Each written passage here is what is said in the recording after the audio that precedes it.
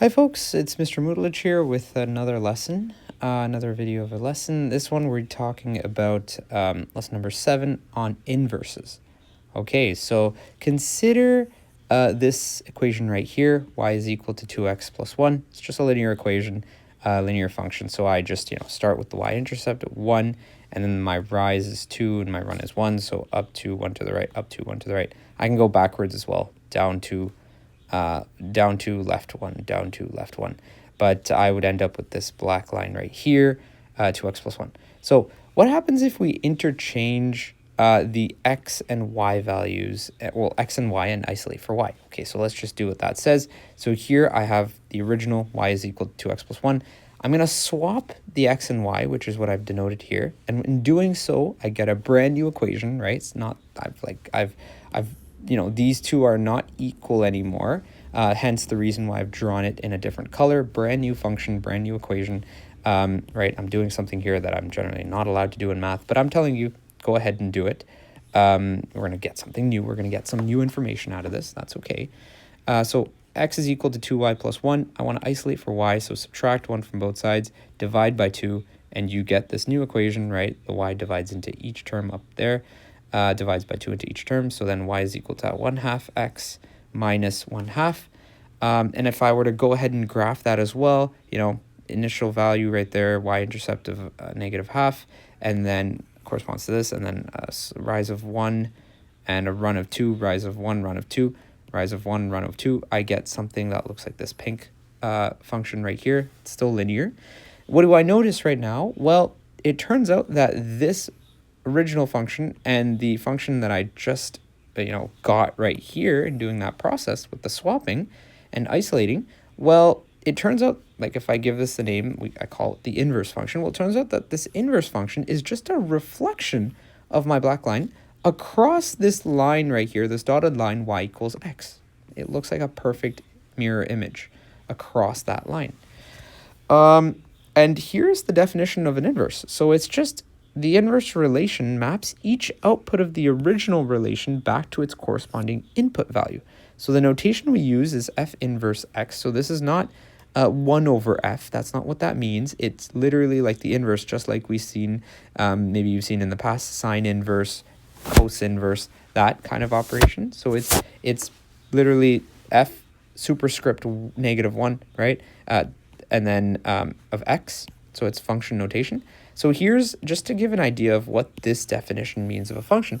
It means like if a function gives me an output, an inverse function is giving you, like you feed it the output and then it gives you back the input. So let's say my function is putting on, I want to put on my shoes, right? So like to put on shoes, I put on socks, put on shoes, and then tie laces, right? That's how I get my shoes ready and stuff. But the inverse function would be the opposite of this. So it would be like taking off my shoes. So I'd untie my laces, I'd take off my shoes, and then take off socks, right? To finish that off. So that's what the inverse does. For example, other inverses are like the inverse of stapling is staple removing. The inverse of going to the left 3 units is to the right 3 units, that kind of idea. What's actually true is this aspect of reflecting along this line means that, again, I swap my x's and y's, and this also, an important implication of this is that the domain of my function becomes the range of my inverse, and the range of my function becomes the domain of my inverse, so vice versa. So here's some examples here we could take a look at just to help us understand what's going on here. So let's say I have a function f of x and it's defined by these points, right? Well, f of 2, I'm just looking here. Well, what is the output when the input is 2? It's just 3, so that's good. G of 10, well, that's the g function. When the input is 10, the output is 12, so it's just 12, right? And then f of g of 9, well, this is a composite function. G of 9 is 10, so it's the same thing as, it's like an onion, so I have to look from the inside, peel the layers. So then f of 10 is what I'm really after. F of 10 is 15, right? When x is equal to 10, I get a y value of 15, so that's what the value is. G inverse. Okay, so here it's asking me what is the G inverse, not of a specific value, but of the entire function. So it's asking me what is the inverse function. Well, what I'm going to do is I'm just going to take the g function and swap the x and y coordinates. So 4, 1, 5, 5, just stays 5, 5, 10, 9, right? This point right here, 10, 12 would become 12, 10. And that is my inverse g function, so g inverse. Now I could take a look at, f inverse 7. Again, I haven't found the inverse of these points yet, but it's just saying, okay, well, my output is 7. What is my input? Well, if my output is 7, my inputs are 4 and 9. So I get 2 answers here. So again, that's what the answer is. G inverse 10, I could use the G inverse function that I just have here. I'm looking at, well, the input is 10. What is the output? So 9, right? Because I found the inverse function, so then it does become my input. I only look at the output if I'm looking at the G function, right? So when the output is 9, when the output is 10, I have an x value of 9, so that's why it's 9. So it's helpful to have the inverse function, but if not, just look at the original and kind of, you got to do that mental work there. The domain of G inverse, again, right here, the domain, I'm looking at my x coordinates of this. So 4, 5, 10, and 12.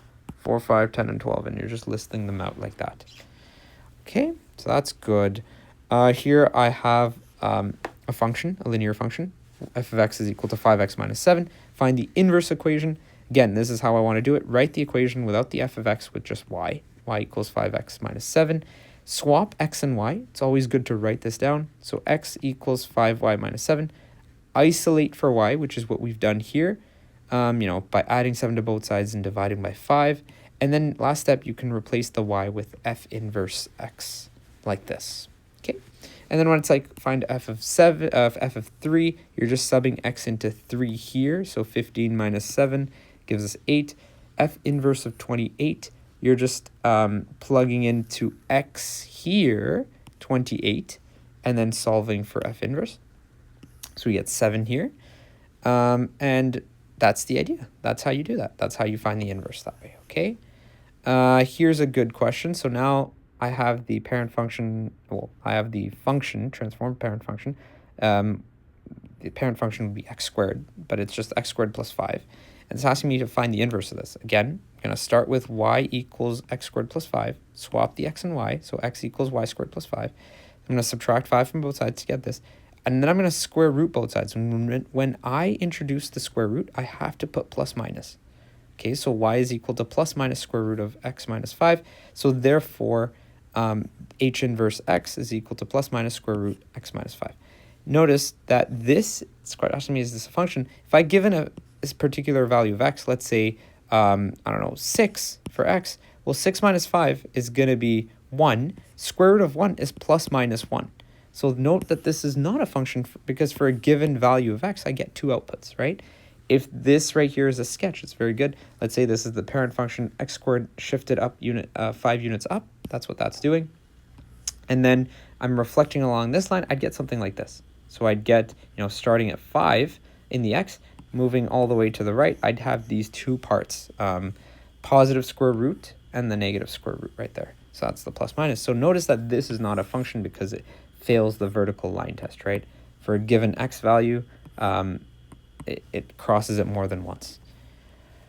Okay, all right, moving on here. This is a good way to kind of, when you have stuff like this with like, function given, and then you're asked to like, okay, well, here's the function, graph this function. So the parent function would be x squared. That's this information right here, using a few points here. And then I'm transforming that parent function like this, and then I'm graphing the inverse.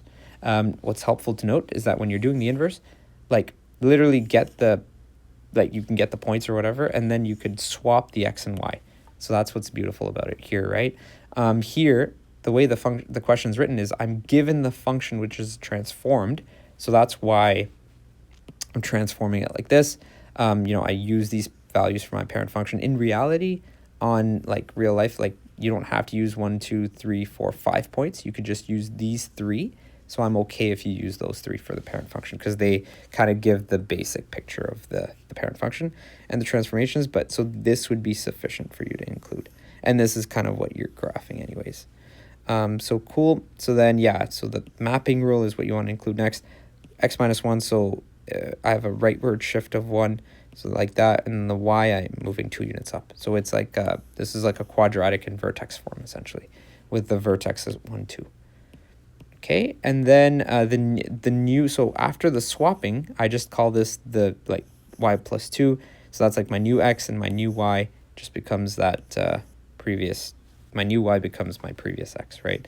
When we swap like that. And then again, I can graph this now, these 3 points if you wish. So 3, 0, that would be here. 2, 1, that would be there. 2, 1 would correspond to like the vertex, right? 1, 2 in the parabola. And then, oops, sorry. And then this point right here would be, right here would be 3, 2. So that comes from this point right here, 2, 3. Comes from right there. Okay, so we can graph that next. And that's my inverse right there. Notice it, even though I've denoted it here, this is not necessarily a function. That's okay, we're just giving it a label there. But yeah, that would just be the inverse of this. Okay, that's okay. So now moving on, I get to something like this. It's very repetitive. You know, the key thing is to figure out what the mapping rule is. So for y, it's going to be 2y minus 5, which is what I have here. For the x, it's just going to be x minus 3. And then I pick key points. I could use just these 3 points as sufficient. Like for the parent function 0, 0, a square root function 0, 0, 1, 1, 4, 2. This would be an extra point, but I wouldn't need to do that anyways. So again, I graph the parent function like this, graph the, sorry, this is not the parent function. This is the transform function, like the transform parent function. And then for the inverse, I just swap the points.